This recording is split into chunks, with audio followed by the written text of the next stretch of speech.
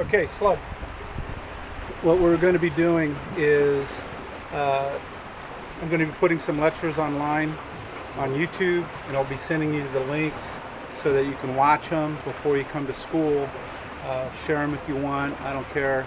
But instead of trying to get everybody up to speed as they arrive to school, this way you can view the lectures as we go. So this is the first one, and I'm just going to give you some preliminary information about why we do what we do with our training and such. Something that you need to understand is you have three sources of energy.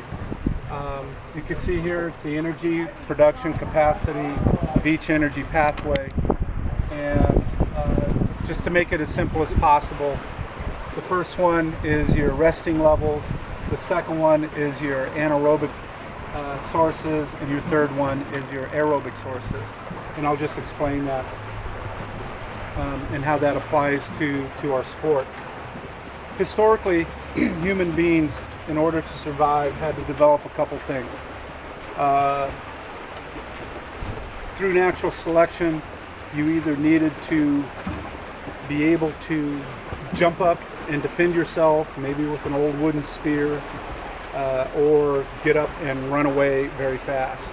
And during that time, it takes about 10 seconds. What you are working off of is your resting levels of ATP and creatine phosphate, and that's shown here in green. Those resting levels only last about 10 seconds. And during that time, when you are going 100%, it's either fight or flight. And you had to have those abilities in order to survive. Those that could not run away fast enough didn't make it, and those that couldn't jump up and fight, and be very, very strong for 10 seconds didn't make it. So through natural selection, we developed that capability. When we are going 100% effort, the next energy source that we are using are non-oxidative sources. In other words, we're anaerobic. We haven't consumed enough oxygen to meet the demands of our work output. And when you're going really, really hard, that kicks in right away, and then it really begins to tail off after about 30 seconds or so. While that is occurring, you can see the percentages of like this is 100%, and this starts to tail off. What begins to occur is our oxidative sources begin to take over. And what that means is just with oxygen. And if you can understand those principles, you can understand why we do what we do. In swimming, we have our shortest event is maybe around 18, 19 seconds. That's our shortest events. And obviously you can tell that's like the 50 freeze. 50's freeze, 50's a stroke. If we extend this a little bit more, then we're talking about 50's a stroke. What you're getting at is your resting ATP and creatine phosphate and your non-oxidative sources. All of the energy demands come from those two sources with a little bit oxidative. But really what we're looking at is we're looking at full-on sprint during that first part. As we extend this out and we get into maybe 40, nowadays about 42 seconds, maybe up to even breaststrokers with 40, 49 seconds, but generally like low 50s. We're looking at hundreds of strokes. So that can kind of give you an idea of the range as we get into this time frame. And you can see where it's still predominantly non-oxidative sources. In other words, it's still anaerobic during this time frame as we extend this out. As we get past this time frame and as we get into maybe 140 to 155 for 200 freeze, 200's a stroke, 200 IMs and such, you can see how that starts to change, and it starts to become oxidative sources, aerobic sources, and your non-oxidative sources begin to really tail off.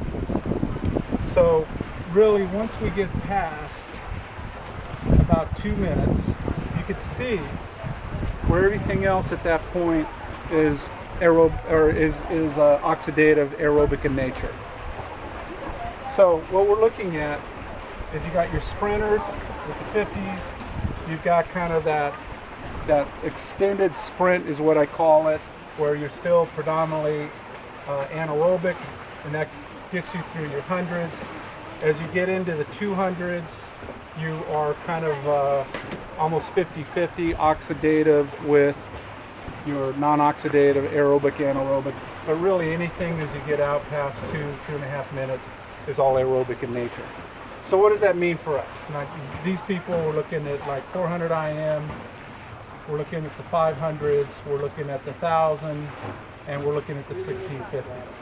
So these are all predominantly aerobic in nature. So what does that mean?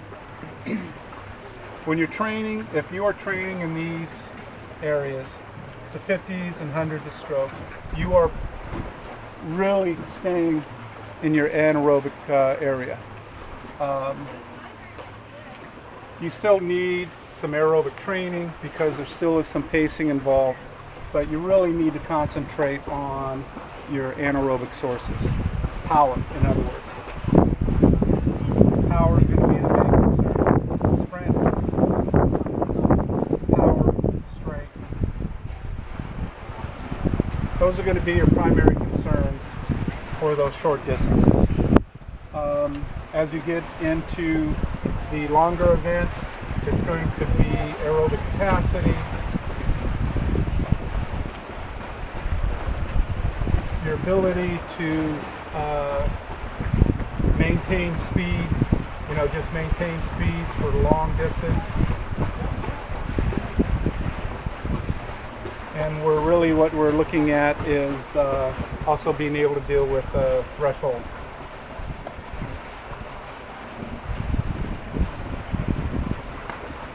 So keep these in mind because the next lecture is we are going to talk about what we do and why we do it for these specific events. All right, that's the first lecture.